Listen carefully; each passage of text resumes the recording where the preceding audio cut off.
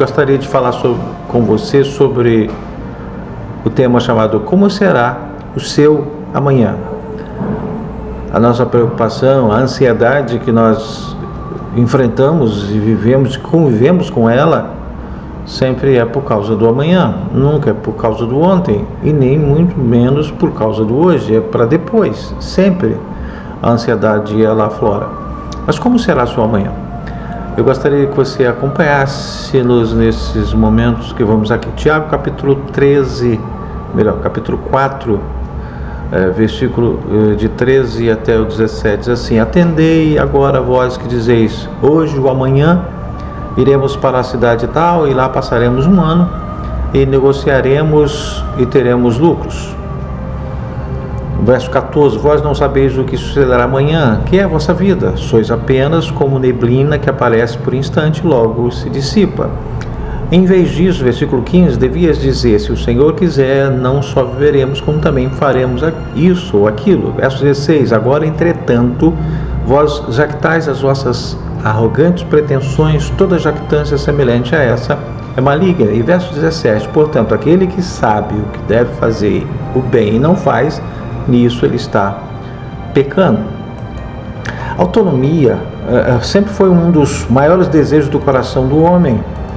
Porém, a autossuficiência é uma das mais nocivas mentiras que o homem poderia acreditar. Quase nada é tão destrutivo para o coração do jovem, para o coração do homem, do adulto, do que a soma desses dois elementos chamados autonomia e autossuficiência. Precisamos compreender que o amanhã não pertence a nós, mas pertence a Deus. Precisamos reconhecer a verdade sobre um Deus Todo-Poderoso e o seu poder, pois é Ele quem controla e direciona todos os acontecimentos no nosso dia a dia, nesse planeta. Precisamos reconhecer que o amanhã pertence a Deus e esse reconhecimento é que atrairá o nosso coração e as nossas decisões para a dependência total do Pai, de Deus. O apóstolo Tiago se dirigiu aos cristãos que eram comerciantes, que estavam focados em obter lucro. Esses comerciantes eram autônomos em suas decisões e autossuficientes em relação ao sucesso dos seus negócios.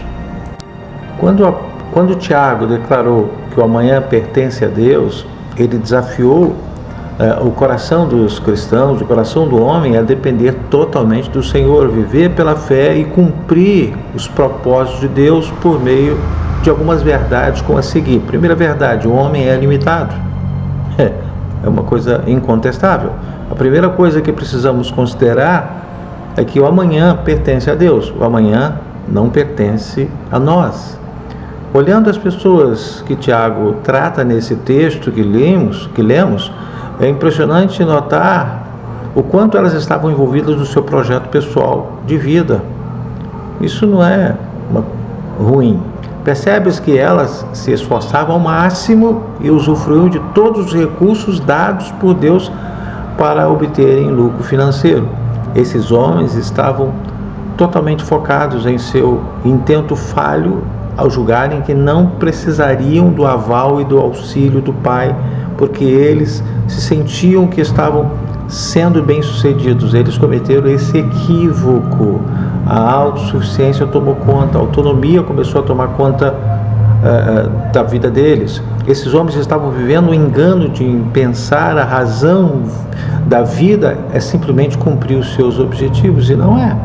Assim tem acontecido em nossos dias, onde a autonomia e a autossuficiência têm imperado no coração do homem.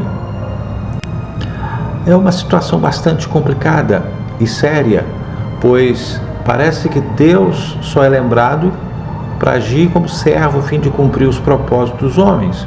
Sabe que aceitar a limitação não é uma forma de comodidade ou uma assinatura para a derrota, mas sim de humildade, de consciência das nossas limitações. Uma definição para humildade traduzida na capacidade de se ter uma visão correta sobre si mesmo. Em vários textos bíblicos, somos encorajados a olhar para a nossa limitação, pois ela abre espaço para o reconhecimento, para nós reconhecermos o cuidado de Deus e a importância das pessoas em nossa vida.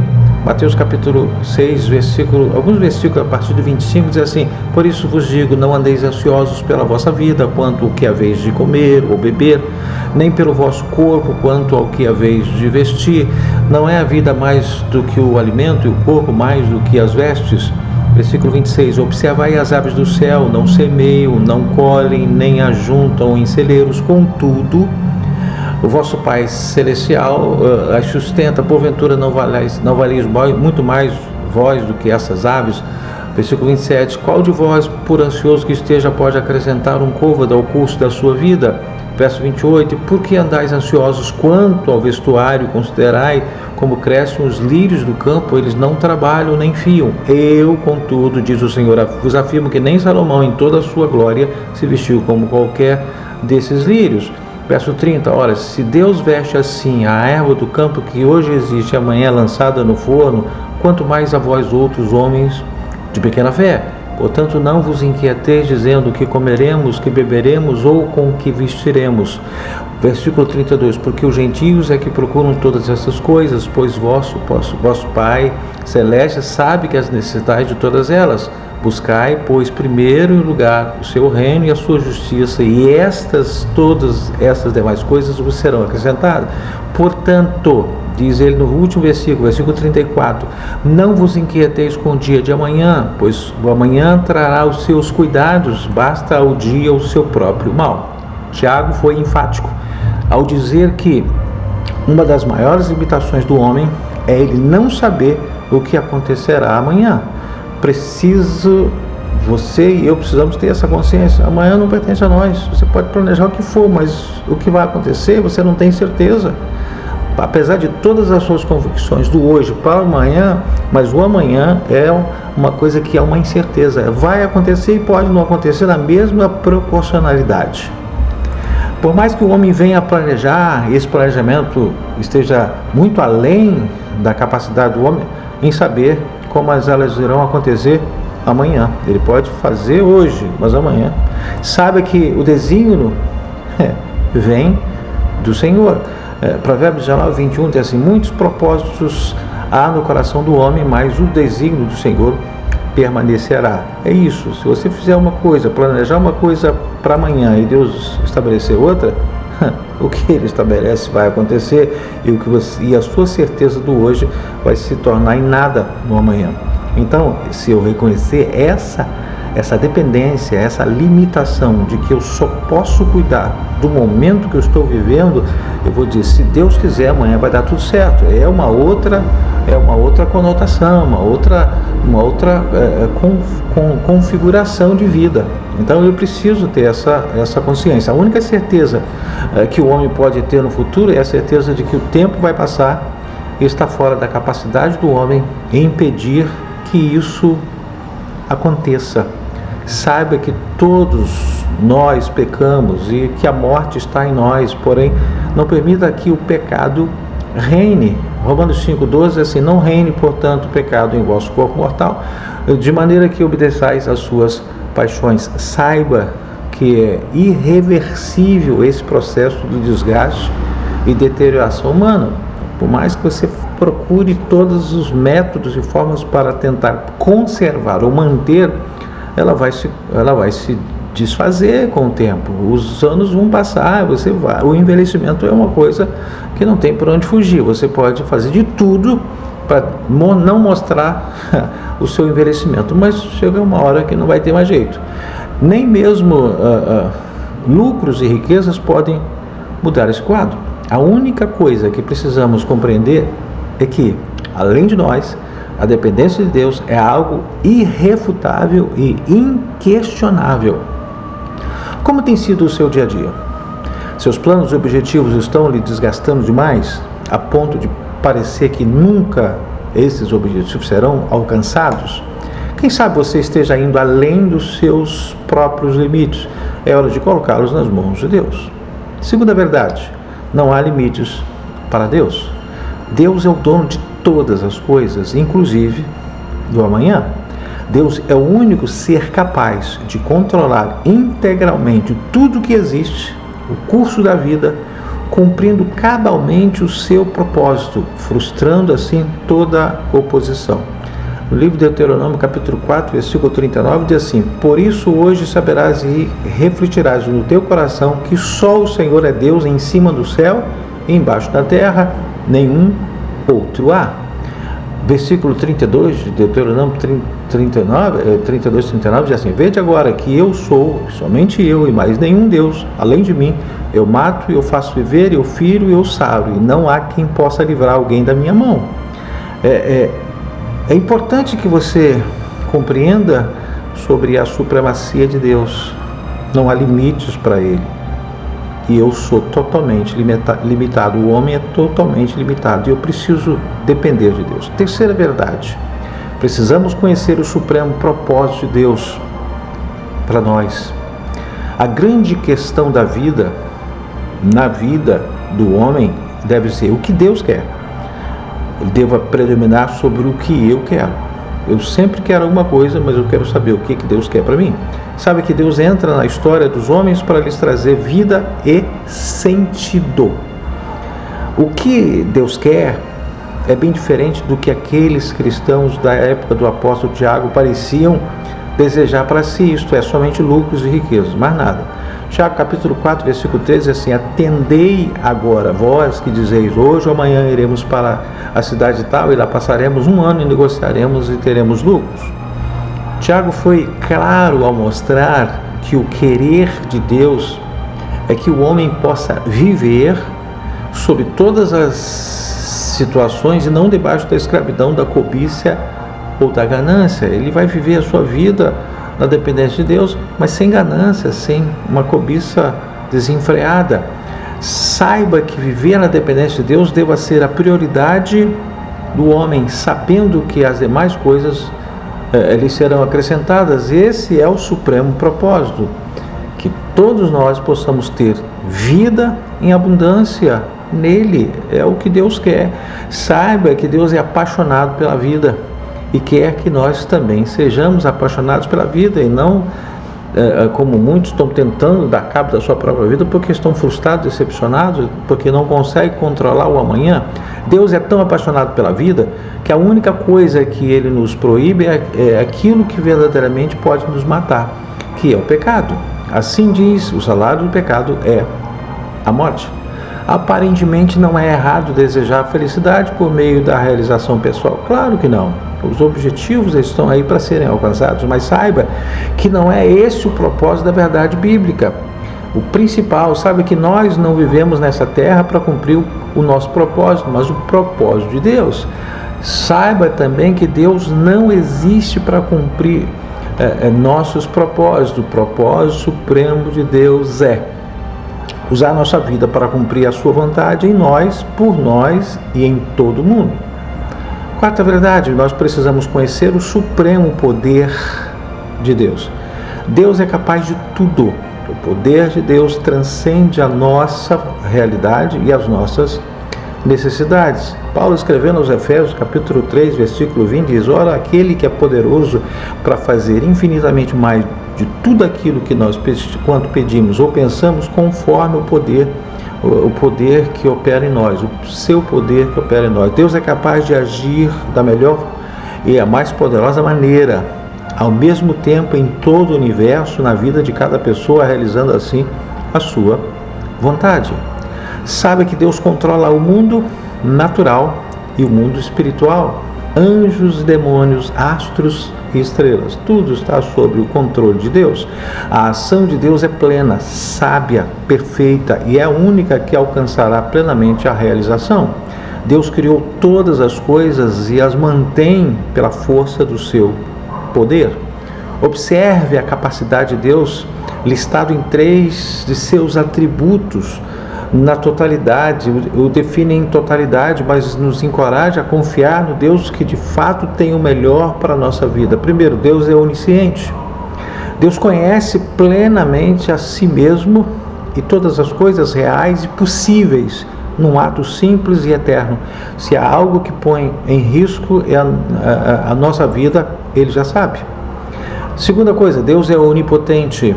A onipotência de Deus, a onipotência é o atributo de Deus que lhe permite fazer tudo o que for da sua santa vontade. Se há algo que põe em risco em nossa vida, Ele pode nos livrar por causa da sua onipotência. E Deus é, terceiro, Deus é onipresente. Deus não tem tamanho nem dimensões espaciais. Deus está presente em cada ponto do espaço com todo o seu ser. Ele age de modos diversos e em lugares diferentes. Se há algo que põe em risco em nossa vida, Ele está ao nosso lado para nos ajudar. O que você acha que é melhor para si? Quantas vezes você já errou? Se a sua opinião difere da opinião de Deus, talvez seja a hora de repensar em quem confiar. Em você, que já deu provas de ser falho, limitado, ou Deus, que nunca falha. Quinta verdade, o que precisamos saber sobre o amanhã.